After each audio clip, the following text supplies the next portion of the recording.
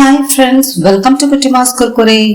சென்னை நெற்குன்றம் ஸ்ரீ செல்வ விநாயகர் ஆலயத்தில் 82வது வருட ஸ்ரீ விநாயகர் சதுர்த்தி பெருவிழா மற்றும் பஞ்சமூர்த்தி புறப்பாடு வருகின்ற 8/9/2024 ஞாயிற்றுக்கிழமை காலை 7:30 மணிக்கு மேல் 9 மணிக்குள் நடைபெறுவதை முன்னிட்டு 4/9/2024 புதன்கிழமை காலை 10 மணிக்கு மேல் பந்தக்கால் பூஜை மற்றும் கோமாதா பூஜை நடைபெற்றது. அந்த சிறப்பு தொகுப்பை தான் இப்போ நீங்க பாத்துட்டு இருக்கீங்க.